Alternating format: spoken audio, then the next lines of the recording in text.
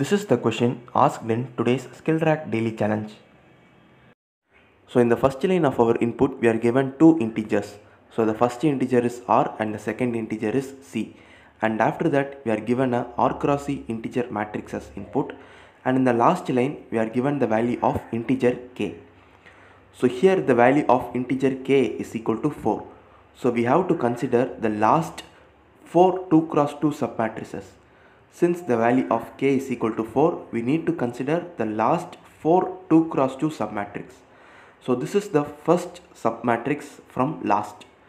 And now similarly we have to find the last 4 submatrices of size 2 cross 2. So I am highlighting every 2 cross 2 submatrix.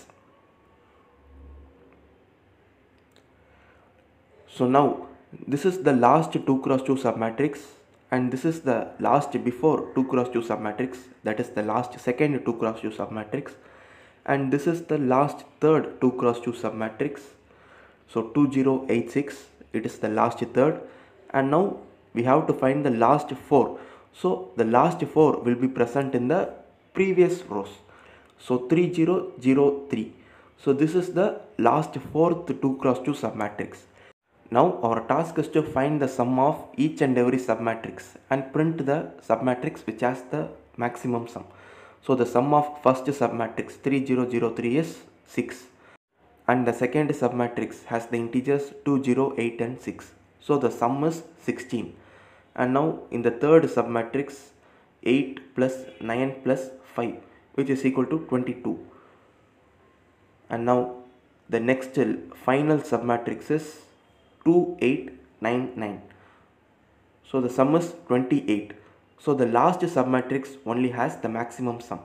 So the first submatrix has the sum 3, and the second submatrix has the sum 16, third submatrix has the sum 22, and the last submatrix has the sum 28, which is the maximum.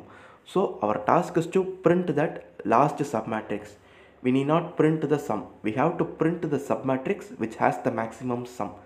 So we print the submatrix 2899. So that is our output.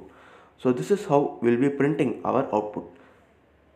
So what we are doing is, as per the value of k, we will be finding the last k submatrices which are non-overlapping, and also we will be finding the sum of each and every last k non-overlapping submatrix, and we will be printing the submatrix which has the maximum sum.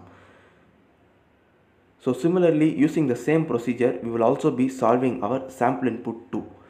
So let us use this to check our program. Now let us see how to write a C program for this. So first I am creating 3 integer variables r, c and k, and in the next line I am accepting the values of the integers r and c, and after that I am creating a 2-dimensional array named mat of size r cross c. So we will be storing our input matrix into this 2-dimensional array, and after that, using a nested for loop, in every iteration I am accepting an integer and storing the integer into the array mat. And after accepting the input matrix, finally I am accepting the value of the integer k. So now we have accepted our input. Now our first task is to find the starting index of the last k submatrices. So using the value of k, we will be determining the starting index for the last k 2 cross 2 non-overlapping submatrices. So let us see the procedure how we are finding it. So to do that, first I am creating 2 integer variables named row start and column start, in which we will be finding and storing the values of the starting index for the last k submatrices, last k 2 cross 2 submatrices. And for row start I am setting the value r minus 2, and for col start I am setting the value c, and for row start I am setting r minus 2, because suppose if you are forming a submatrix, then the last row would be r minus 2. We won't be able to form a 2 cross 2 submatrix from the row r. So the last row would be r minus 2. Only from that index we will be able to form a 2 cross 2 submatrix. So that is why I set r row start is equal to r minus 2.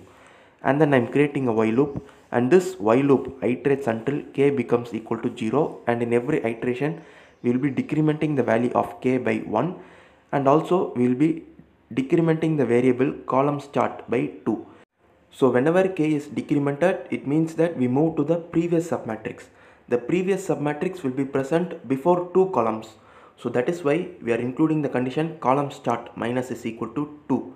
But when we keep on doing this, at one stage it will become less than 0, which will become impossible. So we should handle it when it is 0 itself. So in the if condition, whenever the column start is equal to 0, in those cases we are setting the column start is equal to C. So if column start is already 0, then it means that we should move to the previous row and we should start from the end. So that is why we set column start is equal to C and then row start minus is equal to 2. We move 2 rows ahead and then we start from the last column. So column start is equal to C. So this is what we will be doing inside the while loop, and after the execution of this while loop, we will be having the starting index from which the last 4 submatrices will begin. So those will be stored in the variables row start and column start. Now our task is to traverse through these last k submatrices. So to do that, again we should create a loop. So while traversing through this last k submatrices, we will also be finding the submatrix which has the maximum sum. So to do that, first I am creating 3 more integer variables named maximum sum, row and column, and I am setting maximum sum initially as 0, and we will be using these variables row and column to store the index of the submatrix which has the largest sum. So now we have to iterate through this last k submatrices. So first I am creating a loop, and the I loop starts from row start and iterates till R, and the j loop starts from column start and iterates till C. And in every iteration, both I and j loop is incremented by 2 because we need to find non-overlapping submatrices. So if we traverse through a submatrix, again we should not include the integers in the next part of the submatrix. So we should completely move. So that is why we increment the value of both I and j by 2. If we include the condition I++ and j++, it will be a overlapping submatrix. So here let us see it with the example. So the I loop and j loop will be traversing only through these corners. So first it will be present at 29, and after that it will go to 33. And only when we are at 33, the I1 J1 loop will be traversing through the inner submatrix. So the IJ loop will be looping only over the starting indexes.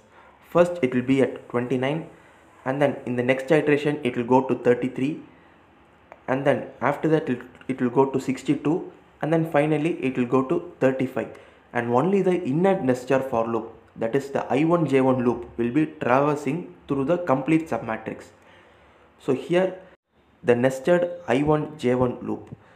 So the I1 loop iterates from I and iterates till I+2. Similarly, the j loop iterates from j till j+2. So that will be the inner 2 cross 2 submatrix. So the ij loop will be at the index of the integer 29, and the I1J1 loop will be traversing through 29, 77, 39 and 71. And in the next iteration, the ij loop will be moving to 33, and the I1J1 loop will be traversing through the inner submatrix. So this is how this loop will be working, and we will be traversing through the inner submatrices. So our task in the question is to traverse through the last k submatrices and find the sum of submatrix which has the largest sum. So this I1 J1 loop will only be traversing through the inner submatrices. So we have already seen how this I1 J1 loop will be working. So that will be traversing through the actual 2 cross 2 submatrix. So if we want to find the sum, we have to perform the operation within this nested loop. So in every iteration, we will be adding the integer with the integer variable sum. So finally, after the execution of this I1 J1 loop, the sum of the particular submatrix will be stored in the integer variable sum. So after the execution of this nested I1 J1 loop, we are checking whether sum is greater than maximum sum. If the condition is satisfied, then we set row is equal to I, column is equal to j, and maximum sum is equal to sum. So we will be able to find the sum of maximum submatrix. And here we also set the value of the integer variable column start to 0, because when we are finding the starting index, the actual value of the variable column start could be somewhere present in the middle, but when we move to the next row, we should start from the 0th column. So that is why after the execution of the first time, we are setting the value of column start to 0. So finally, after the execution of this ij loop, we will be having the index of the matrix submatrix which has the maximum sum, which is also present among the last case submatrices. So finally, again using a nested for loop, we will be printing that particular submatrix. So the values will be stored in the variables row and column. So the first I loop iterates from row till row plus 2 and column iterates from column till column. So in every iteration we will be printing an integer, and we will also print a new line in every iteration of the I loop. So we will be printing our integers in a matrix format. So now let us check our program with sample test cases. So this is our sample input 2, and our expected output is 62, 90, 69, 85. So we also get the same submatrix as our output. So our output is correct for sample input 2. Now let us give our sample input 1.